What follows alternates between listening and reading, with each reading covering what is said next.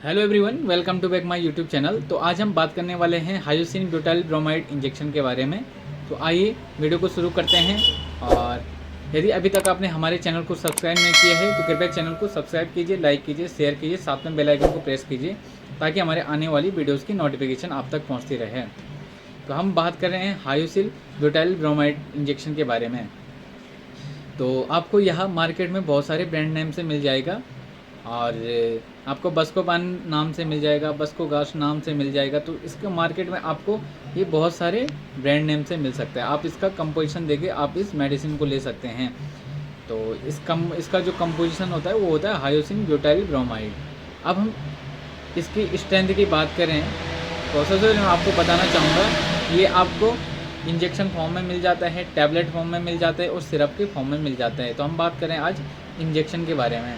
तो जो hyoscine butyl bromide होता है ये आपको दो अलग अलग स्ट्रेंथ में मिलेगा। आपको 20 mg पर 1 ml में और 40 mg पर 1 ml में आपको इसकी स्ट्रेंथ में मिल जाएगा। अब हम इसके यूज़ के बारे में बात करें तो कि कौन सी कंडीशन में हमें इस इंजेक्शन का प्रयोग करना है। तो सबसे पहले हमें इसका प्रयोग करना है एब्डोमिनल पेन में। जब भी पेट में तेज़ी से दर्द होने लगता है तो उस कंडीशन में आप इसका प्रयोग कर सकते हैं। इसोफेगस में क्रैम्प आने में इसका प्रयोग कर सकते हैं। जो आहार नाल होती है उसमें क्रैम्प्स होने से आप दर्द होने लग जाता है तो उस कंडीशन में आप इसका प्रयोग कर सकते हैं। रीनल कॉलिक पेन में आप इसका प्रयोग कर सकते हैं, जिसको पथरी का दर्द कहा जाता है, उसमें भी आप इसका प्रयोग कर सकते हैं।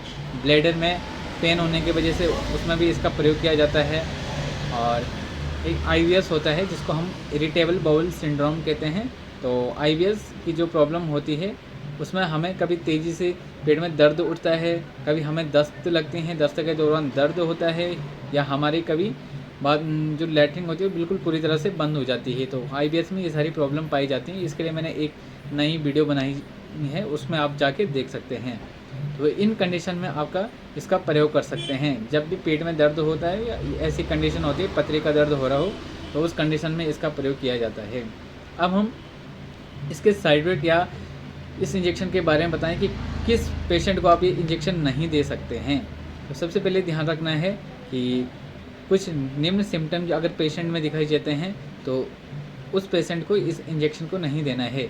ग्लूकोमा में नहीं देना है। ग्लूकोमा एक आँखों की बीमारी होती है तो उसमें पेशेंट को यहाँ नहीं देना है। इस इंजेक्शन को लगाने के बाद कई बार पेशेंट की हार्ट रेट जो होती है वो बढ़ जाती है, जिससे पेशेंट को घबराहट, बेचैनी होती है और पसीना निकल जाता है। तो उस कंडीशन में पेशेंट को नहीं देना है। यदि प्रोस्टेट की कोई समस्या हो रही है, यदि पेशेंट को प्रोस्टेट ग्लैंड बढ़ा हुआ है या उस कंडीशन प्रोस्टेट की कोई दिक्कत हो तो प्रोस्टेट में नहीं देना है। प्रेगनेंसी में यहाँ अनसेफ है। प्रेगनेंसी में आप डॉक्टर के रिकमेंडेड के अनुसार ही इसको दे सकते हैं। और ब्रेस्ट फीडिंग मदर में आपको इसका प्रयोग नहीं करना है।